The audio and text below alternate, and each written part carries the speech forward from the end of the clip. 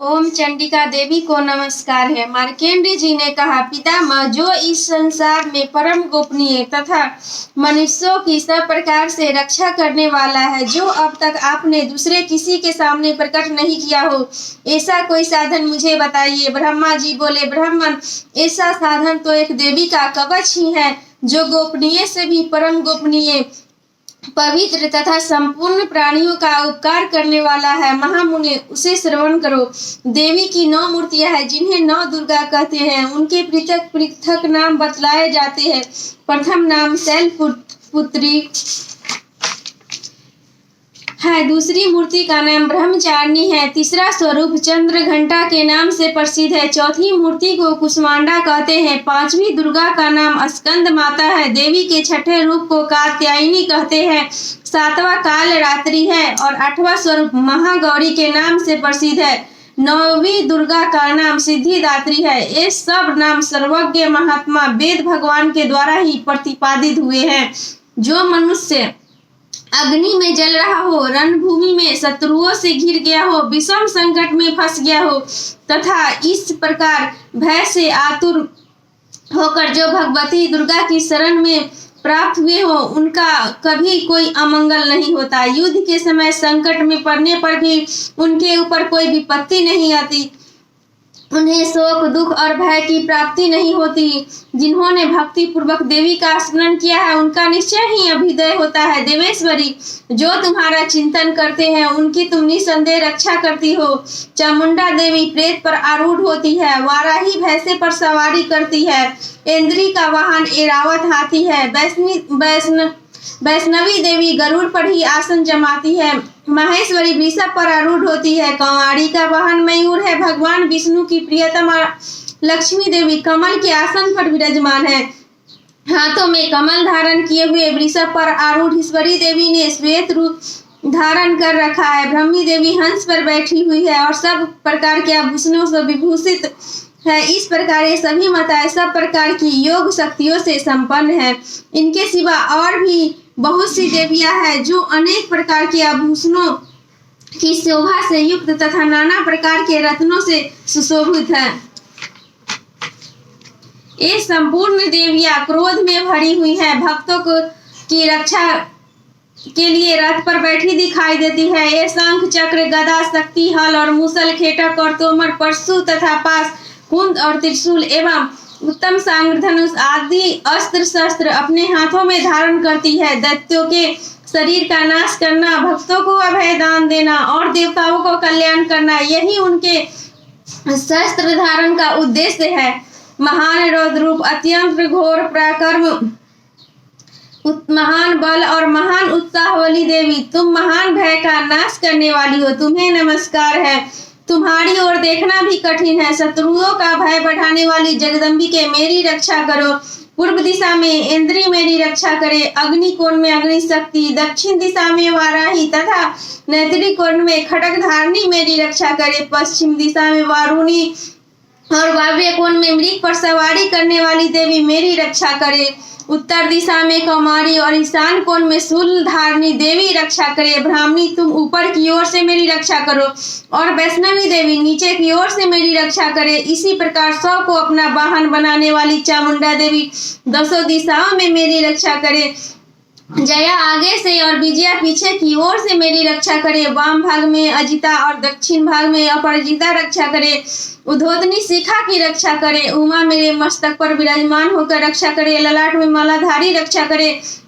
यशस्विनी देवी मेरी भौहों का संरक्षण करे। भौहों के मध्य भाग में त्रिनेत्रा और रत्नों की यम घंटा रक्षा करे। दोनों नेत्रों के मध्य भाग में शंखनी और कानों में द्वारवासिनी रक्षा करे। कालिका देवी कपोलों की तथा भगवती सांकरी कानों के मूल भाग की रक्षा करे। नासिका में सुगंधा और ऊपर के ओठ में चर्चिका देवी रक्षा करे। नीचे की होठ में अमृत कला तथा जिह्वा में सरस्वती देवी रक्षा करे। कौमारी दांतों की और चंडिका कंठ प्रदेश की रक्षा करे। चित्र घंटा गले की घाटी की और महामाया तालु में रहकर रक्षा करे। कामाक्षी टोढ़ी की और सर्वमंगला मेरी वाणी की रक्षा करे। भद्रकाली ग्रीवा में और धनुधरी पृष्ठवंश में रहकर रक्षा करे। कंठ के बाहरी भाग में नील ग्रीवा और कंठ की नली में नल कुबरी रक्षा करे। दोनों कंधों में खड्गनी मेरी दोनों भुजाओं की वज्रधारिणी रक्षा करे, दोनों हाथों में दंडनी और अंगुलियों में अंबिका रक्षा करे, सुलेश्वरी नखों की रक्षा करे, कुलेश्वरी कुक्षी में रहकर रक्षा करे, महादेवी दोनों स्तनों की और शोक विनाशिनी देवी मन की रक्षा करे, ललिता देवी हृदय में और शूलधारिणी उदर में रहकर रक्षा करे, नाभि में कामनी और गुहा भाग की गुहेश्वरी रक्षा करे, पुतना और कामिका लिंग की और महिषवाहिनी गुदा की रक्षा करे, भगवती कटी भाग में और विंध्यवासिनी घुटनों की रक्षा करे, संपूर्ण कामनाओं को देने वाली महाबला देवी दोनों पिंडलियों की रक्षा करे, नारसिंही दोनों घुटियों की और तेजस्वी दोनों चरणों के पृष्ठ भाग की रक्षा करे,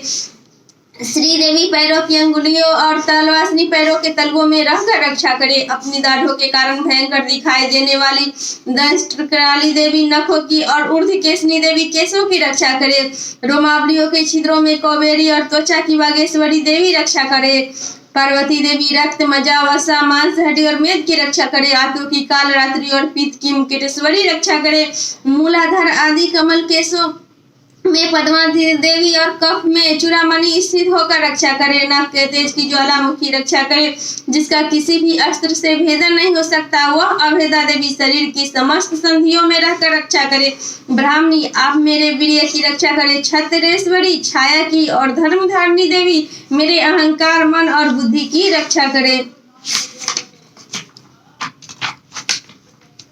हाथ में ब्रज धारण करने वाली व्रजहस्ता देवी मेरे प्राण अपान व्यान उदान और समान वायु की रक्षा करे, कल्याण से शोभित होने वाली भगवती कल्याण शोभना मेरे प्राण की रक्षा करे, रस रूप गंध शब्द और स्पर्श इन विषयों का अनुभव करते समय योगिनी देवी रक्षा करे, तथा सत्वगुण रजोगुण और तमोगुण की रक्षा सदा नारायणी देवी करे, वाराही आयु की रक्षा करे, वैष्णवी धर्म की रक्षा करे, तथा चक्रिणी देवी यश कीर्ति लक्ष्मी धन तथा विद्या की रक्षा करे, इंद्राणी आप मेरे गोत्र की रक्षा करे, चंडिके तुम मेरे पशुओं की रक्षा करो, महालक्ष्मी पुत्रों की रक्षा करे और भैरवी पत्नी की रक्षा करे, मेरे पथ की सुपथा तथा मार्ग की क्षेम करी रक्षा करे, राजा के दरबार में महालक्ष्मी रक्षा करे, तथा सब ओर व्याप्त रहने वाली विजया देवी संपूर्ण भयों से मेरी रक्षा करे, देवी जो स्थान कवच में नहीं कहा गया है अतएव रक्षा से रहित है, वह सब तुम्हारे द्वारा सुरक्षित हो, क्योंकि तुम विजयशालिनी और पाप नाशनी हो। यदि अपने शरीर का भला चाहे तो मनुष्य बिना कवच के कहीं एक पग भी न जाए, कवच का पाठ करके ही यात्रा करे, कवच के द्वारा सब ओर से सुरक्षित मनुष्य जहाँ जहाँ भी जाता है वहाँ वहाँ उसे धन लाभ होता है तथा संपूर्ण कामनाओं की सिद्धि करने वाली विजय की प्राप्ति होती है। वह जिस जिस अभिष्ट वस्तु का चिंतन करता है उसको निश्चय ही प्राप्त कर लेता है। वह पुरुष इस पृथ्वी पर तुलना रहित महान ऐश्वर्य का भागी होता है। कवच से सुरक्षित मनुष्य निर्भय हो जाता है, युद्ध में उसकी पराजय नहीं होती तथा वह तीनों लोकों में पूजनीय होता है। देवी का यह कवच देवताओं के लिए भी दुर्लभ है। जो प्रतिदिन नियम पूर्वक तीनों संध्याओं के समय श्रद्धा के साथ इसका पाठ करता है उसे दैवी कला प्राप्त होती है तथा वह तीनों लोकों में कहीं भी पराजित नहीं होता है। इतना ही नहीं, वह अपमृत्यु से रहित हो 100 से भी अधिक वर्षों तक जीवित रहता है। मकड़ी, चेचक, कोढ़ आदि संपूर्ण व्याधियां नष्ट हो जाती है। कनेर, भाग, अफीम, धतूरी आदि का स्थावर विष, सांप और बिच्छू आदि के काटने से चढ़ा हुआ जंगम विष तथा अहिफेन और तेल के संयोग से आदि से बनने वाला कृत्रिम विष, ये सभी प्रकार के विष दूर हो जाते हैं, उनका कोई असर नहीं होता। इस पृथ्वी पर मारण, मोहन आदि जितने अभिचारिक प्रयोग होते हैं तथा इस प्रकार के जितने मंत्र यंत्र है वे सब इस कवच को हृदय में धारण कर लेने पर इस मनुष्य को देखते ही नष्ट हो जाते हैं।